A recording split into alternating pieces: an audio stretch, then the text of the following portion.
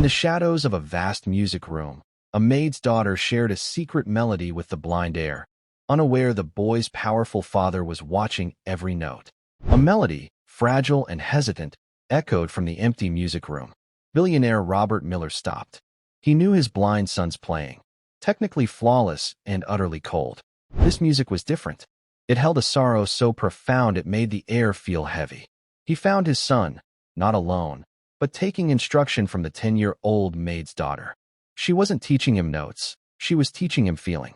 Robert had spent a fortune trying to buy his son this gift, and this child held the key. This isn't just a story about music. It's the story of how a father's ruthless calculation and a mother's desperate choice created a secret that would either save them or destroy them all. And before I forget, where are you watching from today?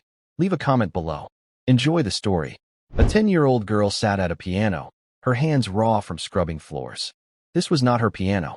She was the maid's daughter, waiting for her mother in the empty music room of the richest school in the state. The melody was impossible. Robert Miller stopped dead in the silent, polished hallway of Crestwood Academy. It was past 9 at night. The air was still and smelled faintly of lemon wax and old money. Every student was gone. Every teacher had retreated to their comfortable homes. The only sound should have been the low, electric hum of the building's security system. But this was a piano. It was coming from the West Wing music room. His son's music room. Robert knew his son's playing by heart. He had paid for every note of it. Ethan's playing was technical, precise, and utterly flawless. It was also cold. It was the sound of a perfect machine reciting a difficult formula. This music was different. It was hesitant, fragile. Then, it blossomed into a sorrow so profound it made the air in the hallway feel heavy. It was a sound of longing. It was a sound Robert had never heard his blind son make. A flash of sharp annoyance tightened Robert's jaw. He had left Ethan in that room an hour ago. He had a thermos of lukewarm tea and his braille sheet music. Robert was chairing an emergency board meeting in the Miller Tower.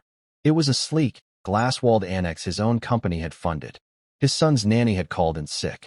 Robert was forced to bring Ethan along. It was not ideal, but the music room was a controlled environment. It was safe. It was quiet.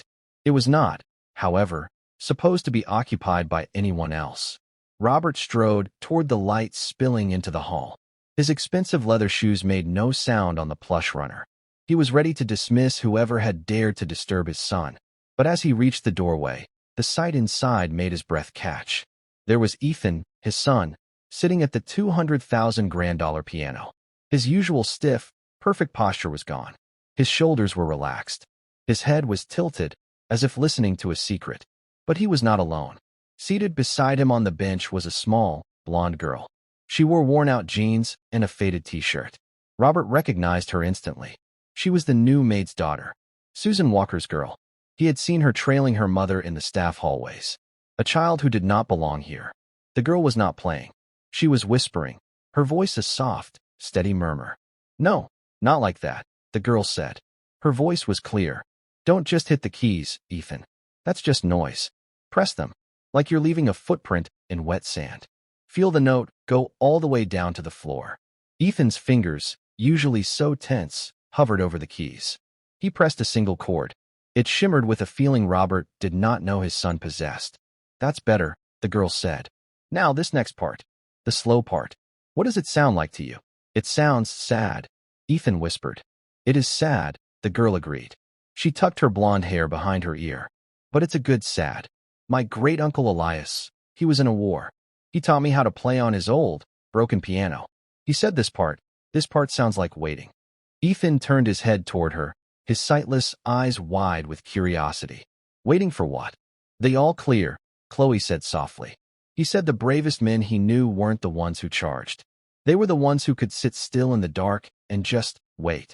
When it's too quiet, and you're scared, but you know you just have to get through it. That's this part of the song. It's the waiting. Can you play the waiting? Ethan played the phrase again. This time, it was not just a series of notes. It was a story. It was patient. It was heavy. It was beautiful. Robert Miller stood frozen in the darkness of the hall. He was a man who controlled a global logistics empire. He managed thousands of employees and billions of dollars in assets. He was reduced to a spy, listening to a 10-year-old girl. He watched her small, unmanicured hand hover near Ethan's, but never touch. She was guiding him with her words alone. She was not teaching him technique. Robert paid a man named Peterson a small fortune to do that. Mr. Peterson, with his conservatory pedigree, drilled scales and timing into Ethan until all the life was gone. This child, she was teaching him feeling. She was translating music into a language of sense and memory. It was a language his son, who lived in a world of darkness, was fluent in. For a moment, Robert's instinct was to stride in. He wanted to reclaim control, to demand an explanation. This was a breach of protocol, a security risk, but he remained rooted to the spot. He was held captive by the scene. He had spent a fortune on specialists. He paid for the best instructors in the country. He did it all in a desperate attempt to give his son an advantage, a skill that would make people forget his deficiency. He had bought him the finest piano. He had enrolled him in the most prestigious school. He had scheduled every minute of Ethan's life to foster a talent that might give him an edge. Nothing had worked. Ethan remained a beautiful, perfectly tuned instrument that no one knew how to play. And here was the maid's daughter, a girl whose name he didn't even know. She was unlocking a part of his son's soul Robert had never been allowed to see. Suddenly, the music stopped. A woman rushed into the room, her face pale with panic. It was the mother, Susan Walker. She wore the drab gray uniform of the Crestwood cleaning staff. "Chloe, what are you doing? I told you to wait by the cart." Susan's voice was a frantic whisper. She was wringing her hands in her apron. "You cannot be in here. You cannot touch things." "Oh, goodness. Ethan, Mr. Miller's son. We have to go. We have to go now." She grabbed Chloe's hand. The girl looked confused. "But Mom, we were just dash." "Now, Chloe. I mean it." Susan practically dragged her daughter toward the door. As she stepped into the hallway, she finally saw the tall, imposing figure standing in the shadows. Susan Walker froze. All the color drained from her face. She looked like a mouse that had just run into a hawk. "Mr. Miller," she breathed. Her voice was choked with terror. "Sir, I am so sorry. She just loves the piano. She didn't mean any harm. I was just cleaning the classrooms. It won't happen again. I promise, sir. It will never, ever happen again." Robert looked at the terrified woman. He looked at the small girl hiding behind her mother's legs. Then his gaze went past them, to his son, who was sitting alone at the piano bench, his head bowed. Robert Miller said nothing. He simply turned and walked away, his footsteps echoing down the long, empty hall. He left the mother and daughter trembling in the silence. The next morning, Robert was in his office on the 80th floor of the Miller Dynamics Tower. The sun had not yet risen over the city, but he had been there for an hour. He did not look at the panoramic view. His focus was on a single, encrypted email he was typing. The recipient was Frank. Frank was the discreet and unervingly efficient head of his corporate security team. "Frank," the message read, "I need a comprehensive report on a staff member at Crestwood Academy. Name is Susan Walker. She's on the custodial team. I want to know everything. Employment history, financials, family. Specifically, her daughter, the blonde one. I want to know where she learned to play. I need it by noon." He hit send. The click of the key was the only sound in the vast, silent office. His 10 o'clock meeting was with Dean Hardwick. Hardwick was the new headmaster of Crestwood Academy. He was a man who seemed assembled from a catalog of expensive East Coast accessories. He had perfect teeth, a watch worth more than a small car, and an ambition so sharp you could almost see it. "Robert, a pleasure," Hardwick said, gesturing to a leather chair in his needlessly large office. "Thank you for making the time. I know what the CEO of a company like Miller Dynamics deals with daily. The school is a priority investment, Dean," Robert said. He cut through the pleasantries. "What's on the agenda?" Hardwick's smile widened. "The Legacy Gala. It's in 6 weeks. This year, I want it to be spectacular. We're courting the Henderson Foundation for the new Miller Center for Global Strategy. I want to put on a show that reminds them why Crestwood is the premier academy in the country." He slid a glossy brochure across his desk. "And to that end, I was hoping Ethan would perform." Robert looked at him, his face impassive. "He performs at the winter recital every year." "Yes, but this is different. I don't want a simple student performance. I want a showpiece. The centerpiece of the evening. We have him listed in the program as a prodigy. I want him to play something that proves it. Something breathtaking." The pressure was immediate and unwelcome. Hardwick was not asking as an educator. He was leveraging Robert's blind son as a fundraising tool. It was a game Robert understood. It was a game he usually played better than anyone. But today, the thought of Ethan on a stage, playing a technically flawless but emotionally empty piece for a room of investors, felt like a failure. It felt like the cold, precise notes he had always heard. It was not the music he had heard last night. "I'll speak with his tutor," Robert said noncommittally. "Excellent." Hardwick beamed. "We're all counting on him. On you." As Robert was leaving, he was forced to pause. His regular tutor, Mr. Peterson, was just arriving for Ethan's lesson. "Mr. Miller, a word?" Peterson was a thin man with a perpetually pinched expression. "I'm busy, Peterson.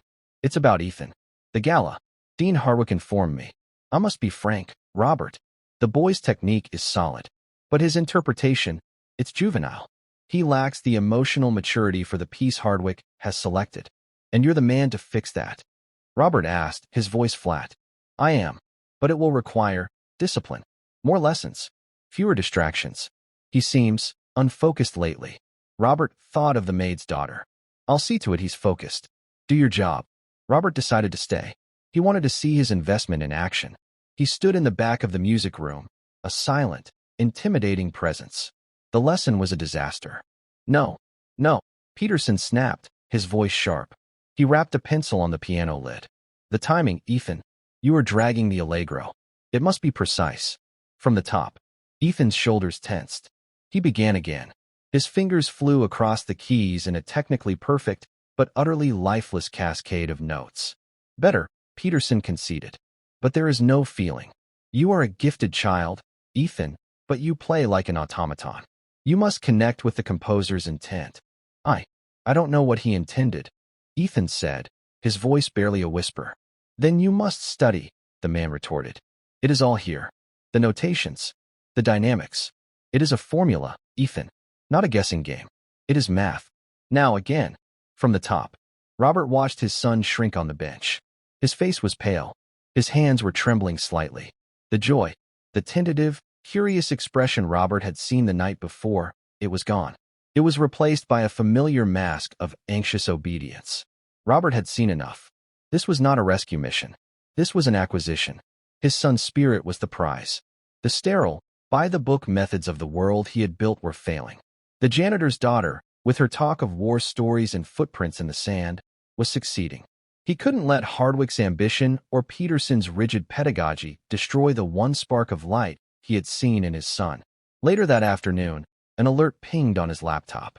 It was the file from Frank. He opened the encrypted attachment. Subject, Susan Walker. Age 38. Status, widowed. Residence, 14B Willow Creek Apartments, West District. Employment, custodial staff, Crestwood Academy, 6 months. Financials, subject is 2 months behind on rent. An eviction notice was served to her address 4 days ago. Robert leaned closer to the screen. Dependents, 1. Chloe Walker. Age 10. Education, attends Northwood Public. Straight A student. Notes. Chloe Walker was informally taught piano by her great-uncle, Elias Thorne. Thorne is a decorated, but highly reclusive, Vietnam veteran. He passed away 6 months ago. Susan and Chloe Walker moved here from Ohio after his death. They have no other family. They have no support system. Robert closed the file. The puzzle was solved. A widow, a daughter, no family, and an eviction notice. He had his leverage. Robert Miller did not get to be a billionaire by waiting for things to happen. He made them happen. He knew he could not approach the girl. She was a child. But the mother was desperate. And a desperate person was a predictable variable. He picked up his phone. He did not call his assistant. He called Dean Hardwick. "Dean," Robert said, "I've been thinking about the gala. I want it to be perfect. I'll need my son to have extra practice time. Late in the evenings. The music room will need to be made available and cleaned properly afterward." "Of course, Robert. Anything. Good. See to it that Susan Walker is the only staff member assigned to the West Wing from 9 to 11 p.m. I don't want my son disturbed." He hung up. He knew Susan's schedule. He knew her fears. Now, he would set the trap. That evening, he did not go to his tower. He went to the gymnasium. It was a cavernous, dark space. The lights were off, save for a single service light in the far corner. The air smelled of sweat and floor polish. He heard the rhythmic squeak of a mop bucket before he saw her. Susan Walker was working alone, her movements tired and mechanical. "Mrs. Walker," Robert said. His voice cut through the vast, empty silence. Susan jumped, letting out a small, terrified gasp. She dropped her mop with a loud clatter. She turned, her hand pressed to her chest, her eyes wide with fear. "Mr. Miller." "Sir." You startled me. I didn't hear you." "We need to talk," Robert said. He did not move closer. He let her stand there, small and isolated in the middle of the basketball court. "Your daughter, Chloe," he said. "She has been interfering with my son's practice." Susan turned white. "Sir, I promise, it will never happen again. I told her she is not to go near the music room. I am so sorry, Dash." "On the contrary," Robert interrupted. "It will happen every night." Susan stared at him, her brow furrowed in utter confusion. "Sir, I don't understand. It's a simple proposal, Mrs. Walker. Your daughter. She will teach my son." "Teach?" Susan looked horrified. "Sir, no. She's just a child. She's not a teacher. She just plays things her uncle taught her. She doesn't know what she's doing. Mr. Peterson is his teacher." "Mr. Peterson is teaching him to be a machine," Robert said. "Your daughter is teaching him to be a musician. I want what she has. I want her to give it to my son. She will prepare him for the legacy gala." "Oh no, sir. I can't. We can't." Susan was shaking her head, backing away.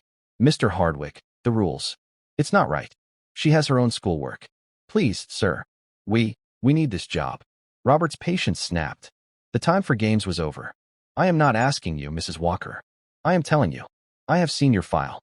14B Willow Creek Apartments. A very drafty part of town, I imagine. The eviction notice was final, wasn't it?" Susan's hand flew to her mouth. A small, wounded sound escaped her.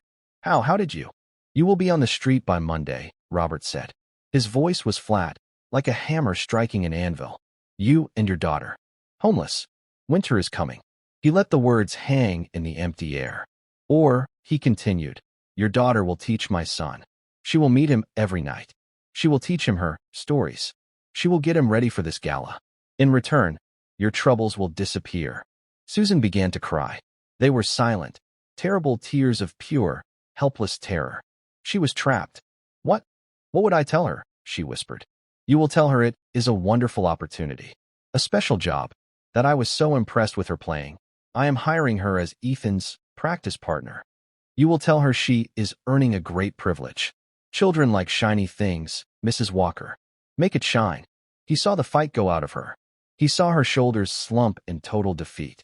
"You are asking me to use my daughter," she whispered, her voice full of shame. "I am asking you to be practical," Robert said.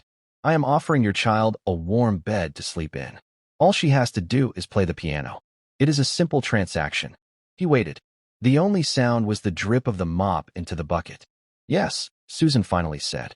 The word was a bare thread of a sound. "Yes, sir. We will do it." "I knew you'd be reasonable," Robert said. He turned to leave. "But—" Susan's voice, small but suddenly hard, stopped him. He turned back. "She does it her way," the woman said, wiping her face with her sleeve. She was still terrified, but there was a flicker of new, defiant anger. "No, Mr. Peterson. No schedules. She teaches Ethan. How she teaches him. Those are the terms." Robert considered it for a moment. He gave a slight, almost imperceptible nod. Agreed. The deal was struck.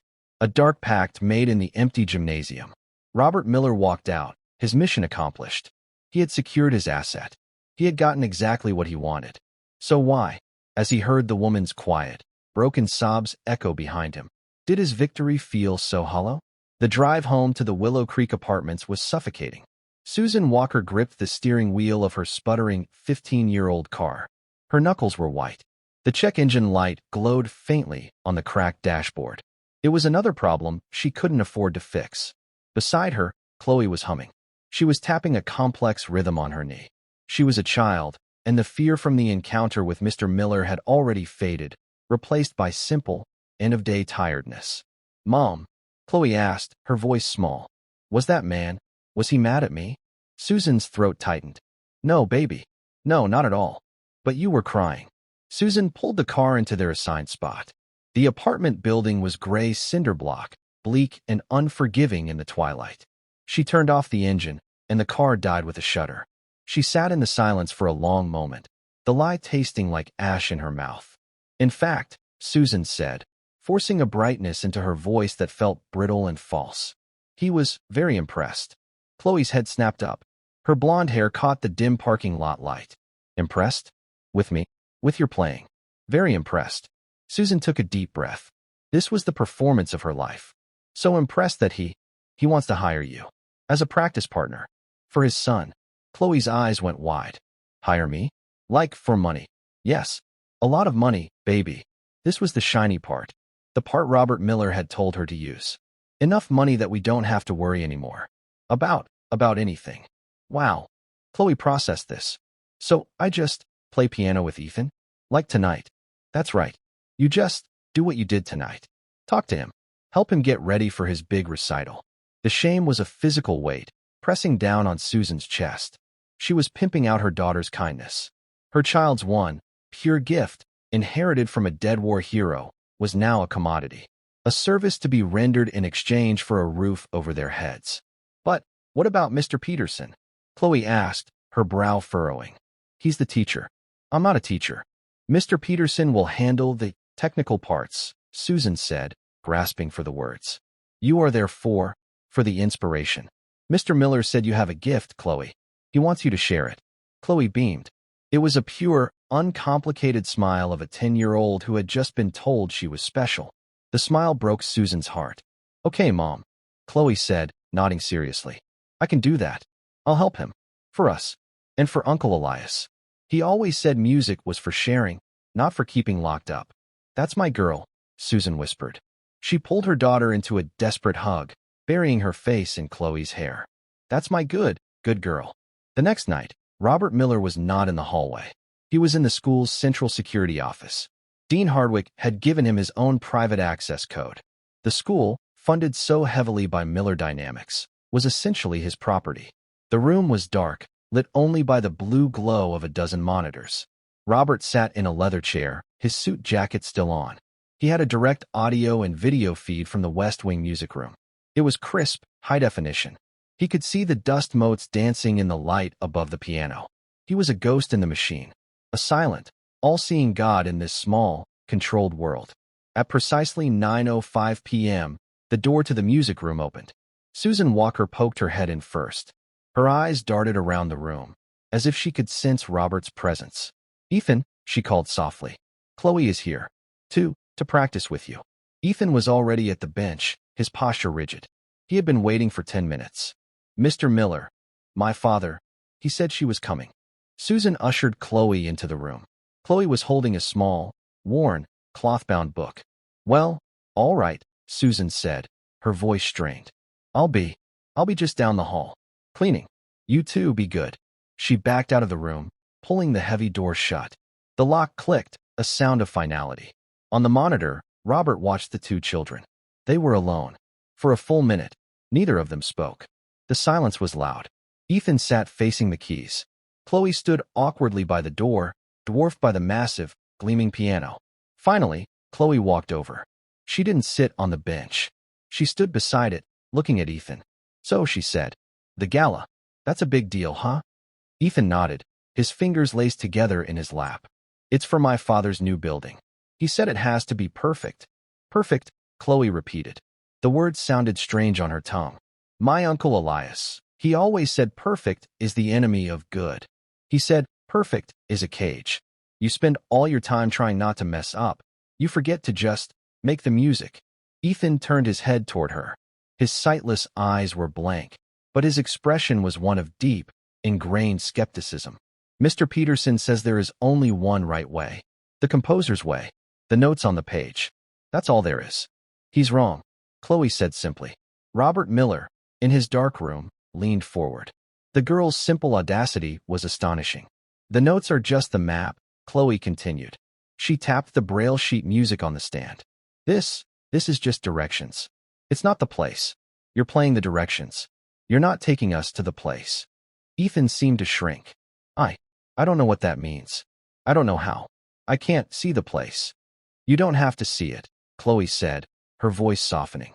You have to feel it. Here. She finally slid onto the bench beside him. The bench was built for one, and they were crammed together, their shoulders touching. Robert watched his son flinch at the contact. Ethan was not used to casual, unplanned touch. "What's the piece?" Chloe asked. "Chopin. The heroic Polonaise." "Pola what?" "Polonaise. In A-flat major. Opus 53. Chloe blinked. "Okay, that sounds hard." "It is," Ethan said. "It's very fast here. And the octaves in the left hand. They're supposed to be like cannon fire. Mr. Peterson says mine sound like raindrops." "Cannon fire," Chloe mused. She opened the cloth-bound book she'd brought. It was a tattered, old journal. "My Uncle Elias wrote stuff down. Stories. For his music." Robert zoomed one of the cameras in on the book. It was filled with a man's messy, slanted handwriting. "He told me. War isn't just explosions," Chloe read softly, tracing the words with her finger. "He said the scariest part wasn't the noise. It was the ground. Shaking. He said you felt it in your bones, before you even heard it. A rumble.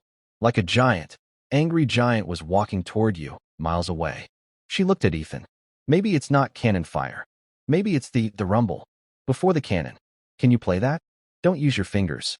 Use your whole arm. From your shoulder. Make the piano shake. Just one note." Ethan's brow furrowed. "Just one note. Just one. The lowest one you can find. Make it rumble." Ethan was clearly confused. This was not a lesson. This was a game. But he was trapped. His father had ordered this. He slowly moved his left hand to the far end of the keyboard. He played a single, low note. It was timid. "Plink." "Nope," Chloe said.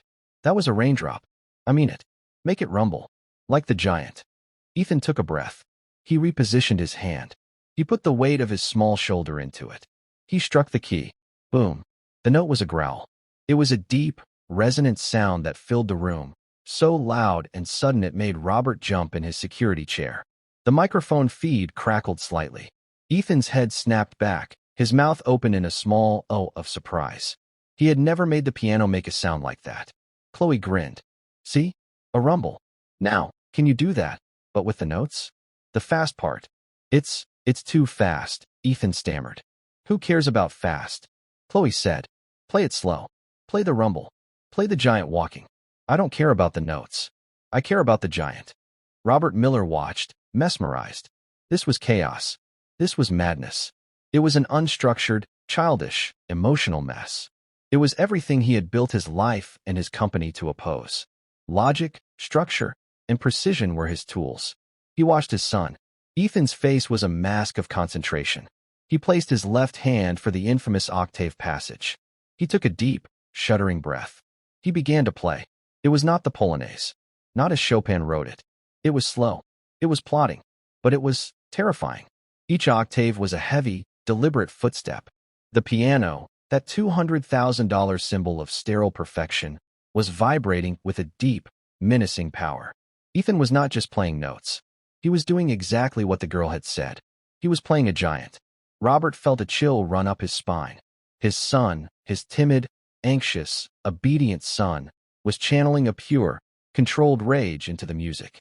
"Good," Chloe whispered, her voice intense. "That's it.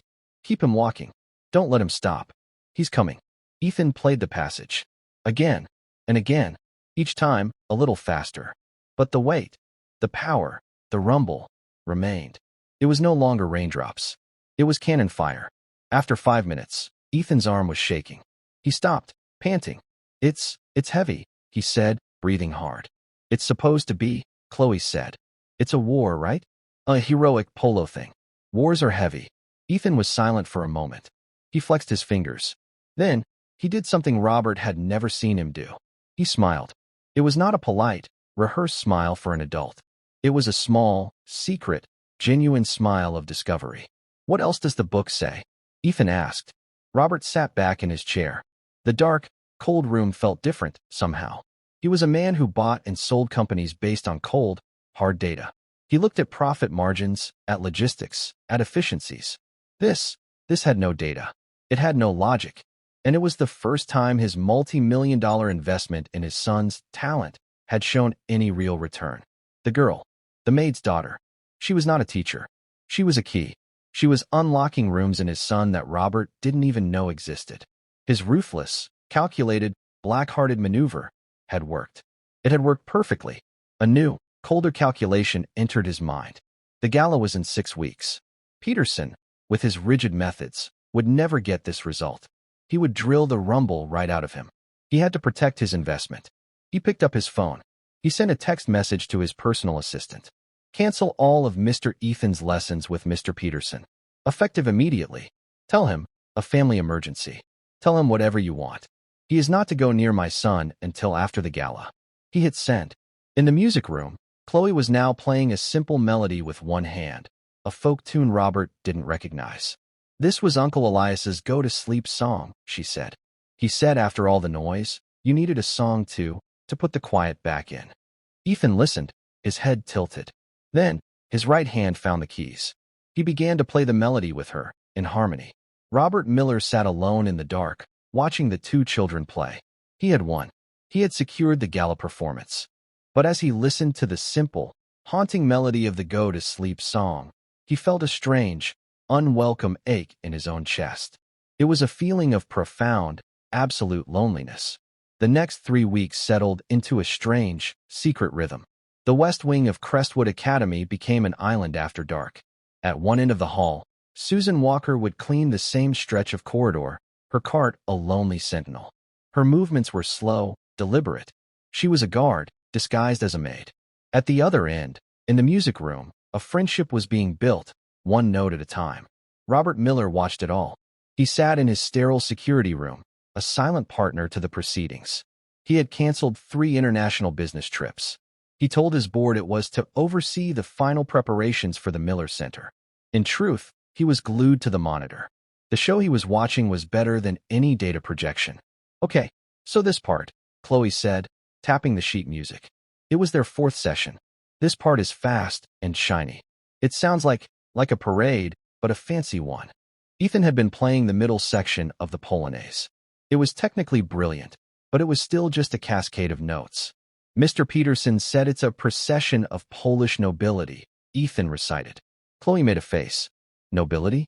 What does that even mean? It just sounds stuck up. Robert, alone in his room, almost choked on his water. The girl was irreverent. She was 10. Uncle Elias wrote about parades, Chloe said, flipping through her journal. He said when they came home, there was a big one. He said it wasn't about the fancy uniforms. It was about the feeling of finally winning, like you'd been holding your breath for a year, and you could finally let it all out at once. A big whoosh of we made it. She looked at Ethan. Can you play that? Not a procession. Can you play the big whoosh? Ethan thought for a moment. He tilted his head. A whoosh. Yeah, like you just won the biggest race of your life. And everyone is cheering. And you're tired, but you're so happy. Your chest feels big. Ethan placed his hands on the keys. He started the section again. Robert watched, his eyes narrowed. He was listening for the change. At first, it was the same. Precise. Fast. Then, Ethan's shoulders straightened. He leaned into the keys, a new kind of confidence in his touch. The tempo surged, not just with speed, but with joy. The music became bright. It was exuberant. It was the sound of a flag unfurling in a strong wind. It was, Robert had to admit, the sound of a whoosh. When Ethan finished the phrase, he was breathing fast, a wide, uncontrolled grin on his face. Was that it? He panted. That was it. Chloe cheered, bouncing on the bench. That was totally it. Ethan's grin faded, replaced by a look of sudden, profound confusion. Chloe, he whispered. Yeah. My hands aren't shaking. Robert zoomed the camera in. Ethan was holding his hands out. Robert knew those hands. He knew the fine, persistent tremor that always plagued his son, especially after a difficult lesson. The anxiety. The tremor was gone. His hands were perfectly, absolutely steady. Why would they be shaking? Chloe asked, confused. You're just playing music. You're just playing music. The simplicity of the statement struck Robert. For Ethan, music had never been just music. It was a test. It was a burden. It was the measure of his worth. It was the thing he had to do to earn his father's clipped, formal approval. Now, it was just a whoosh. Robert leaned back, a deep, unsettling feeling moving through him. He was a man who understood transactions. He had paid for a result. The result was being delivered. But the girl, She wasn't fulfilling a contract. She had no idea she was being paid. She thought she was helping. She was giving his son this gift for free. The transaction was dirty. The result was pure. This contradiction was a piece of data that did not fit his models. Meanwhile, Susan Walker was living in a new, gilded cage. On the Monday of the second week, a crisp, white envelope had been slipped under her apartment door. Not a court summons. Not an eviction notice. It was a cashier's check. For 3 months' rent. There was no note. No sender. A week later, the principal of Chloe's underfunded public school called. An anonymous local benefactor had set up a grant. It would cover all costs for lunches, school supplies, and field trips for Chloe for the entire year. Susan knew. She knew it was Robert Miller's blood money. Every time she paid her rent, she felt sick. Every time Chloe came home, thrilled that she could get the good, hot lunch instead of the free cheese sandwich, Susan had to turn away, her eyes stinging. She was a good mother. She was keeping her daughter safe. She was keeping a roof over her head. She was also a liar. She was using her own child. She was a pawn in a rich man's game. The two facts could not exist together, yet they did. The cognitive dissonance was eating her alive. She saw Mr. Miller, from a distance, several times. He would be walking the halls of Crestwood, usually with Dean Hardwick, pointing at blueprints, discussing the new Miller Center. He never once looked at her. His cold, terrifying focus in the gymnasium had been replaced by a complete, chilling indifference. She was a problem solved, a tool that was functioning as designed. He did not need to look at the hammer. He just needed it to hit the nail. This was worse. This invisibility confirmed her status. She was nothing. The tension snapped on a cold Thursday night, 2 weeks before the gala. Robert was in his usual spot, the monitor's glow painting his face blue. Ethan and Chloe were in the middle of a breakthrough. Chloe was trying to explain the quiet, lyrical part of the piece. "This is the part after the parade," Chloe was saying. Uncle Elias said, "This was the part where you're alone. And you just, remember, the people who didn't come home." Ethan was playing it with a new, heartbreaking tenderness. The music was so soft, Robert had to turn up the volume on his feed. Then, a new figure appeared on a different monitor. The one for the West Wing Hall. Dean Hardwick. Robert sat bolt upright. Hardwick was walking down the hall, his posture self-important. He was clearly making his rounds. Robert watched, his heart suddenly hammering in his chest. A feeling so alien, he almost didn't recognize it. It was panic. The entire, delicate, secret arrangement was about to be blown to pieces. On the monitor, Robert saw Susan. She was at the far end of the hall, mopping. She saw Hardwick. Her entire body went rigid. Hardwick was halfway to the music room. He was going to hear the piano. He was going to walk in. He would see Ethan. And he would see the maid's daughter. The fallout would be catastrophic. Hardwick would feel that Robert had gone behind his back.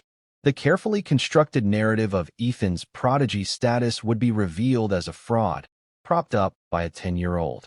Peterson would have to be brought back. The girl would be fired. Susan would be ruined. And Ethan? Robert thought of his son's hands. Steady. Happy. This could not happen. Robert's hand shot to his phone. He could call Hardwick. He could invent an emergency.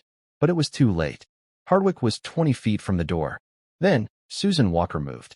She shoved her mop and bucket aside. The clatter echoed in the hall. Dean Hardwick. "Sir." Her voice was sharp, laced with a panic so real it was almost brilliant. Hardwick stopped, annoyed at the interruption. He turned to the flustered maid. "Yes? What is it, Mrs. Walker?" "Susan Walker." "Sir, I'm so glad I caught you." She was half running toward him, wringing her hands, her face a mask of believable terror. There's a huge water leak. In the staff lounge. It's the ceiling tile. It's just gushing." Hardwick's expression soured. "Gushing? Are you sure? The plumbing in this wing is new." "Yes, sir. I put a bucket under it, but it's going everywhere. It's going to ruin the new carpets." I didn't know who to call. She had him. Hardwick's one true love was the school's pristine, expensive infrastructure. The thought of water damage to his new carpets was more alarming than a fire. "For heaven's sake," he snapped. "Why are you standing here? Show me." He turned, following Susan as she scurried away, back down the hall. Robert watched them go. He watched until they rounded the corner. He was alone again in the dark. The only sound was the feed from the music room. The soft, tender, uninterrupted melody of Chopin. Robert let out a breath he didn't realize he'd been holding. His hands were shaking. He looked at the monitor of the empty hallway. The woman he had blackmailed, the woman he had dismissed as a terrified, desperate non-entity, had just saved him. She had saved the entire operation. She hadn't done it for him. He was sure of that. She had done it for her daughter. And for his son. She had lied. Brilliantly. She had read the man, found his weakness, and exploited it in a matter of seconds. It was a move he would have respected at a board meeting. Robert Miller looked at the monitor showing the music room. He saw Ethan, peaceful and focused. He saw Chloe, listening intently. He had built this entire, fragile world on a foundation of power and fear. He had just discovered, to his profound shock, that he was not the only one holding it up. The night of the Legacy Gala arrived. The new Miller Center for Global Strategy was a cathedral of glass and steel. Robert had ensured it was flawless. It was filled with the low, confident hum of old money and new power. The air smelled of expensive perfume and catered canapes. Men in tuxedos and women in elegant gowns drifted across the marble floor. They sipped champagne and admired the architectural genius of Robert Miller. Robert was not admiring the architecture. He stood at the back of the grand hall, his hands clasped behind his back. He was a statue of perfect composure. Inside, his stomach was a cold, hard knot. For the first time in his professional life, he was not in control. He had built an empire by mastering variables. He predicted markets. He controlled supply chains. He dictated terms. Tonight, his most important merger, the joining of his son to the world, was completely out of his hands. It did not depend on market projections or hostile takeovers. It depended on the courage of a 10-year-old blind boy and the secret stories of a 10-year-old girl. He checked his watch. 8:50 p.m. Dean Hardwick was gliding through the crowd, his teeth gleaming. He was a shark in a tuxedo, sensing the blood in the water. The Hendersons, the night's biggest donors, were at his side. "Robert, a triumph," Hardwick said, his voice just loud enough for the Hendersons to hear. "The building is magnificent. They are completely floored. And now, for the main event. Our prodigy. I trust he is ready to secure the donation." The implication was clear. Ethan was the final piece of the transaction. "He is ready," Robert said, his voice flat. He hoped it was true. Backstage, in a small, windowless prep room, Ethan was not ready. The room was cramped. It smelled of dust, old curtains, and the faint, greasy odor of the catering kitchen. The distant noise of the crowd was a muffled, intimidating roar. It was all wrong. It was not his safe, quiet music room. He was sitting on a folding chair, his small hands clasped so tightly his knuckles were white. The tremor was back, worse than ever. "I can't," he whispered to Susan Walker, who was standing by the door. She had been given a backstage pass identifying her as staff. "I can't. There are too many sounds." His head was twitching, a small, bird-like motion, as he tried to process the sensory overload. "I hear forks on plates. I hear high heels clicking on the marble. It's too sharp. It's too loud. I can't find the music, Susan. I can't find the bubble." Susan's heart broke. She knelt in front of him, taking his icy hands. "Just breathe, Ethan. Like we practiced. Just breathe. You can do this." But he was already too far gone, lost in the noise. "No, I can't. I'm going to be sick." Chloe, who had been standing silently in the corner, stepped forward. She wore a simple blue dress. It was the first new dress Susan had been able to buy her in over a year. The anonymous grant money. The shame of it pricked at Susan, even now. Chloe walked over to Ethan. She didn't reach for his hands. She simply stood in front of him, close enough for him to feel her presence. "You're not in the dark," she said softly. "Yes, I am," Ethan whispered, his voice desperate. "I'm always in the dark. But now, the dark is full. It's full of people." "No," Chloe insisted. She reached out and tapped his shoulder, a simple, grounding touch.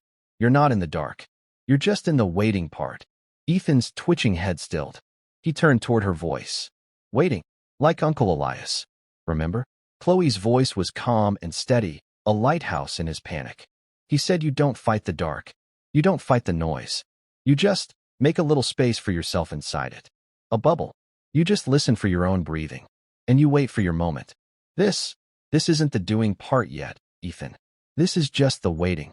You're just waiting for the all clear. She reached out, and, for the first time, she put her small hand over his. Her hand was warm and steady. Find your bubble, she whispered. I'll be right here. In the wings. I'll be your all clear. When you hear them say your name, that's it. That's the signal. Ethan's trembling did not stop, but it quieted. He took a single, shuddering breath. He held onto her hand. It is my honor. Dean Hardwick's voice boomed from the stage, the sound sudden and painfully loud on the backstage speaker. To introduce the future of Crestwood, a true musical prodigy, Ethan Miller. Susan opened the door. The applause was a physical wall of sound. Ethan squeezed Chloe's hand once, hard. Then he let go. Okay, he whispered. He stood up. He was pale, but he was standing. He walked out of the dark, into the light. Robert watched his son, a small, solitary figure, walk to the center of the massive stage. He found the piano bench on his own, a skill he had practiced for months. He sat. A hush fell over the room. Several hundred pairs of eyes, the entire social and financial register of the city, were on his son. Ethan placed his hands on the keys. He did not play. He just waited. He sat for 1 second. 2. 3. Robert felt his own heart stop. Play, son. Just play. In the wings, Dean Hardwick was beginning to sweat. A confused murmur rippled through the front rows. For seconds. 5.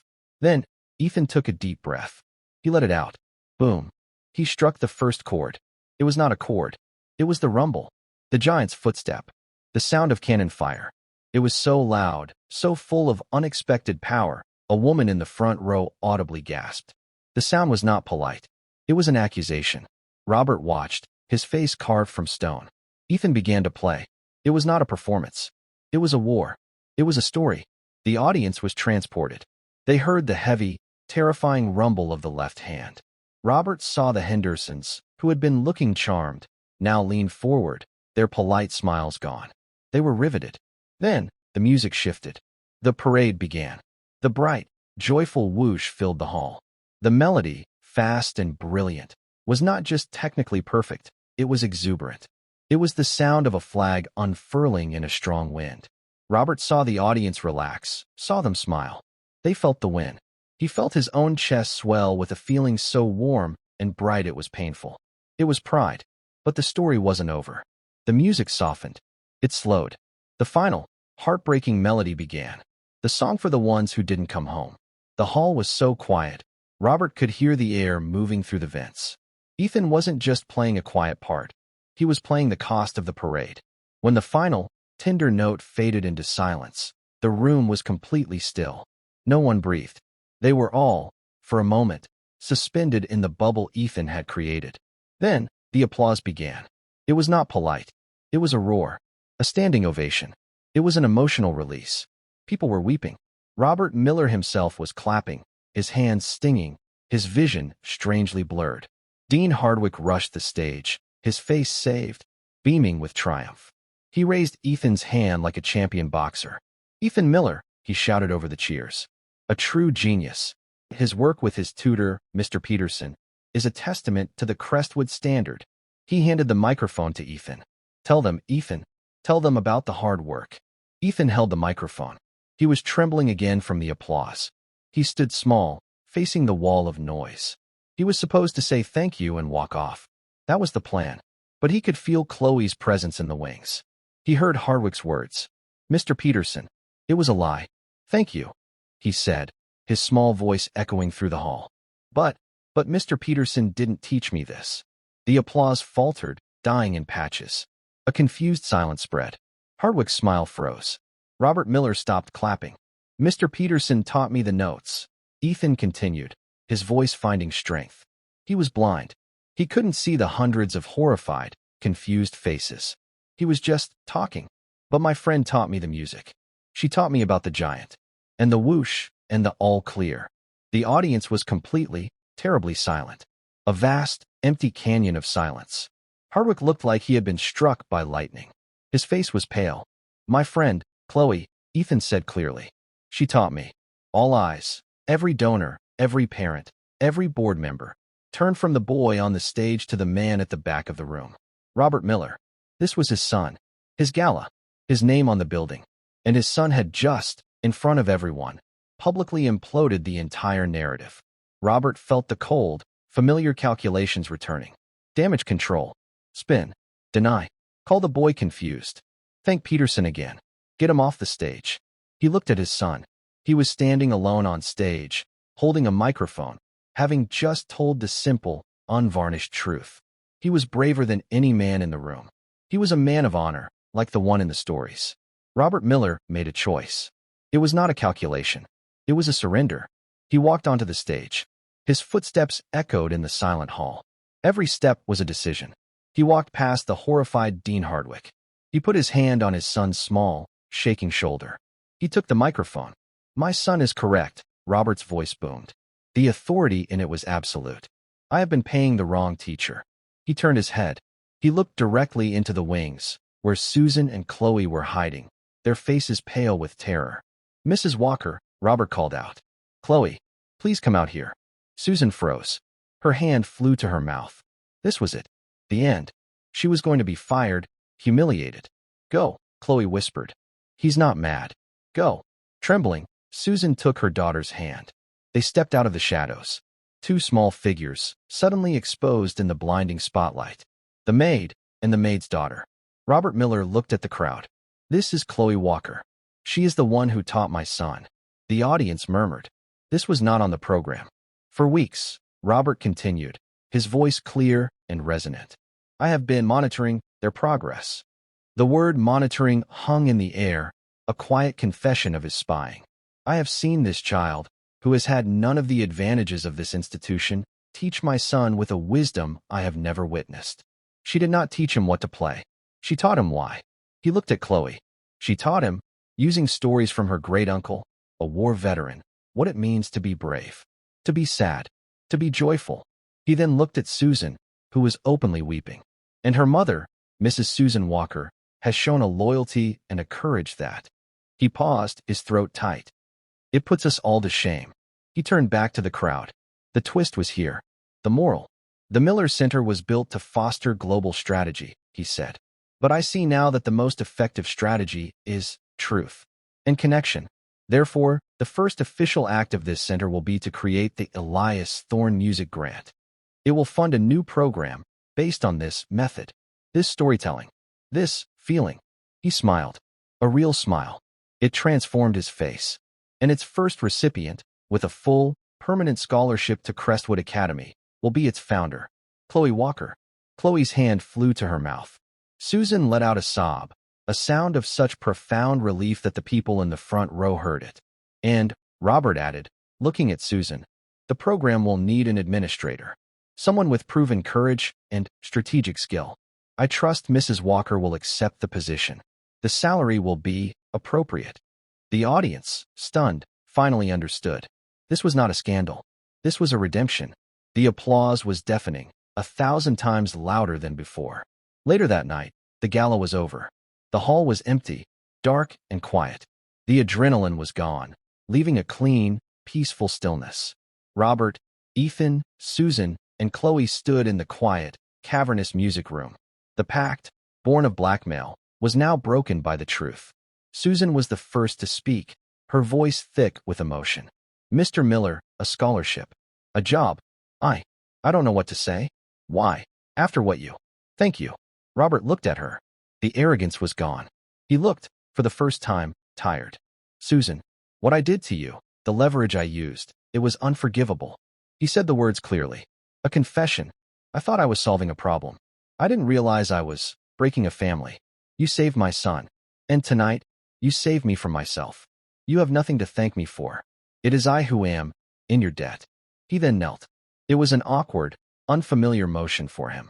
He knelt in front of Chloe. The stories, he said, his voice quiet. Your great-uncle's stories. They are very powerful. He was a good man, Chloe said softly. My son, he lives in the dark, Robert said, his throat tight. He looked at the floor. I thought I had to give him weapons. Technique. Perfection. To fight his way out. I was trying to build him armor. He looked up at Chloe, his eyes shining. But you didn't give him a weapon. You gave him a light. He looked over at his own son, who was standing beside him, steady and calm. I would like to hear them, Robert said, his voice barely a whisper. The stories. All of them. From the beginning. If you would share them. Ethan smiled. He reached his hand out, not toward the piano, but toward the sound of his father's voice. Robert stood, and, for the first time, he didn't just pat his son's shoulder. He took his hand. Ethan leaned his head, just slightly, against his father's side. Chloe sat on the piano bench, opening her worn, cloth-bound journal. In the quiet music room, with the billionaire, the maid, and the blind boy all listening, she found the first page. My Uncle Elias. He said the bravest men he knew weren't the ones who charged. The music had stopped, but the story was just beginning. And for now, that's where we'll leave the story. My hope is that this was a welcome pause in your day, a chance to step away from the everyday and just get lost for a moment. I'd genuinely love to know where this story found you. Were you listening with a cup of tea, winding down for the night, or perhaps on a quiet commute? Share a glimpse of your scene in the comments. I truly do read every single one. If you enjoyed this and want to make sure we find each other again, hitting like and subscribing makes a huge difference. We're always trying to make these stories better, so please feel free to share your feedback below as well. Thank you for spending this time with me.